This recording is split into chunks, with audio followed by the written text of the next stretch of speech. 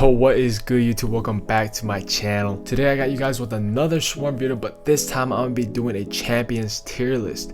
I'll be going over how I feel about the champions, tips I have for them, and their best build / augments. If you find this video helpful, please make sure to drop a like, comment, and subscribe. Let's get to 700. Alright, without further ado, let's get into it.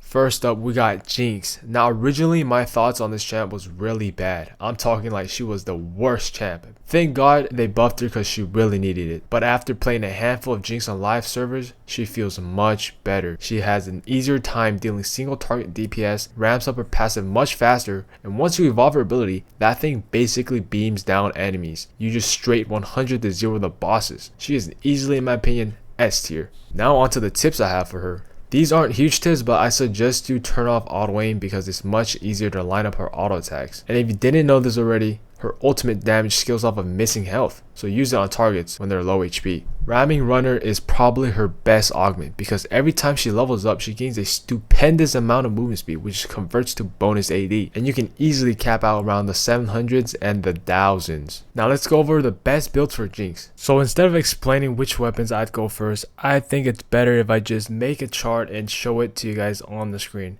You can pause if you want, look it over. I think I cooked on this. It's pretty cool, huh? And I'm going to do the same for the up and coming champions. Up next, we got Seraphine. She's great in solo and co-op. She provides necessary shield and invulnerability to yourself and teammates, which is crucial in the later difficulty. Her passive gives her 25% chance to double cast projectiles, meaning if you have a +4 projectile count, there's a 25% chance to double it to 8. She can get pretty gnarly with projectile builds. S tier in my opinion. One tip I have for Seraphine is your ultimate is global and will hit the entire map. If you or your teammate is in need of a 2-second invulnerability, just scream and she'll get you covered. Builds I recommend you going on her are projectile count builds. This combo with Spray and Pray or Bullet Mania could potentially result in 10 plus projectiles per cast. Now you're finally playing a bullet heaven. Here's a chart for Seraphine. Leona is the only real tank in the game and the only champ that scales with defensive stats. Her E grants her armor and a massive shield while damaging nearby enemies. Her ultimate is great for locking down bosses while your team DPSs them down. She's great in co-op but slightly harder in solo due to the fact that she lacks that damage, but overall, strong champ. I'm gonna put her in A tier. Some tips I have for her. There's an augment that provides Leona the defensive stats she needs but also gives her a hefty amount of AD in return. Juggernaut, in my opinion, is her best augment. You gain 20 flat armor and 0.5 damage for every armor you have. So meaning you can do massive damage while building defensively. Here's a chart for Leona. There is currently a glitch with Illaoi where you can summon multiple tentacles at once. You basically just press recall right when she is about to attack, like you see here. She gains the bonus health regen as well. If you can't find the recall button, it's right next to the health bar and a little to the upper rightish. But besides the bug, Illaoi's kit is very noob friendly. If you want to turn your brain off and let your tentacles do all the work, just press R and AFK. She has high sustain and DPS, so easily S tier. Tips for Illaoi. I have mentioned this in my tips video, but essentially you just want to go over to where the boss is going to spawn. You set up your tentacles there and you ult 20 to 30 seconds before it spawns. So when the boss arrives, your ult is almost off cooldown, while your tentacles are already attacking the boss, potentially saving you a couple of seconds. This will only work if you have enough ability haste and duration. Also, Illaoi's tentacles do not scale with crit, so do not pick that stat on her. And her ultimate can benefit from projectile count. Here's a chart for Illaoi. Briar is amazing in doing both AoE and single target DPS. She has built-in sustain and movement speed. Also, the lower she is, the more damage she does. Perfect if you want a drain tank type playstyle. She is also very easy to play as the majority of the time the game plays itself after pressing only one ability.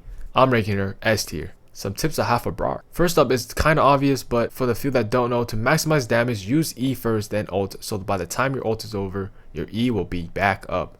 You should only worry about that early game because if you have enough ability haste, your E is almost permanently up anyways. And did you know you can ult anywhere you want on the map? Simply press R while your mouse is hovering over the minimap. This works amazingly well with cross country as the distance you travel with your ult counts towards the stacks. Here's a chart for Briar. The infamous Yasuo, one of the worst early game champions. He is equivalent to League's 0-10 power spike meme, but instead the spike happens after you evolve his ability. Survive early and you're unstoppable late game. Yasuo's kit overall isn't bad. His E gives him a split second of invincibility during cast so he can get out of sticky situations. His wind wall ultimate is probably going to be sitting off cooldown for the majority of the game, as the enemy projectiles in this game mode is very limited.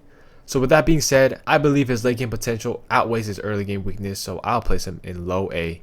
Tips I have for Yasuo. As the majority of you already know, Yasuo only casts his ability once his flow reaches 100. He gains 25 flow a second and 3 flow per crit. But many do not know that his weapons that crit also grants him flow stacks, meaning if you go for a full crit build, you can technically have perma cast Yasuo very early in the game without evolving his weapon. His ultimate not only blocks projectiles but also prevents enemies from walking through it. This way you can hold him off for a couple seconds while you reposition yourself. Here's a chart for Yasuo.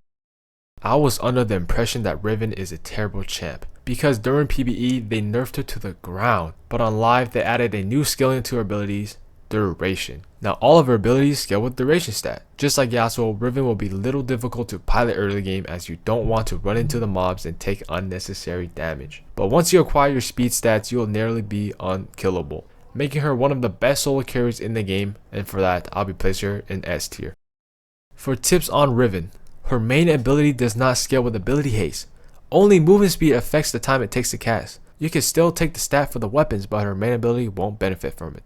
Tip 2. Duration works on all of her abilities now, making her shields last longer and ultimate, meaning you can go for a pretty unique duration build on Riven. Here's a chart for Riven. Aurora is probably my least favorite champion and by far the worst balance wise. She is heavily dependent on surviving early game even more than Yasuo and Riven. Her autos deal little to no damage and only procs after every 3 casts. Her E ability is mainly used defensively. Rarely you see anyone activating for damage, and her ult is kinda buggy-ish. You're not supposed to take damage while traveling across her ult, but sometimes that's not the case. Overall, my experience playing Aurora has not been enjoyable, very boring. I'm putting her C tier. As for tips, during her ult, you can activate E inside so you guarantee not to take damage. Disabling auto aim will allow you to actually guide the bullets to where your mouse is, as I see some people didn't know this was a feature. Duration also increases your invisibility during E, but I don't see that as a good enough reason to pick that stat. You could potentially go a summoning build on her with emotional support pet. That augment works on her passive. Here's a chart for Aurora. You already know how I feel about Xayah. She is my favorite champion. But without any bias, many of my friends also agree with me. She's great at single target DPS, has amazing burst and a splash of CC and invulnerability. She has a little bit of everything. She is the perfect champ. If you compare a 0 stack Anima power Aurora to a 0 stack Anima Xayah, Xayah clears her no question. Best champ in my opinion, so I'ma rank her high S. Some basic tips I have for her. Turn off auto aim so you can leverage and line up your feathers, so once you E, you'll be doing the maximum damage to the target. Using ultimate will reset your E cooldown. So a basic combo you can do is auto, E, ult, auto, E for massive burst. Since Xayah is the only champ that utilizes pickup radius, you can go for augments like Experienced Fighter and Death and Taxes, as you're going to pick up infinite orbs and coins, which in turn proc her passive more often. Here's a chart for Xayah. Alright, there we have it. That's my tier list. And don't forget, this is purely my opinion, so if you disagree, just comment down below, but be nice. Hopefully you guys find this video helpful. If you did, make sure to drop a like, comment, and subscribe. Let's get to 700.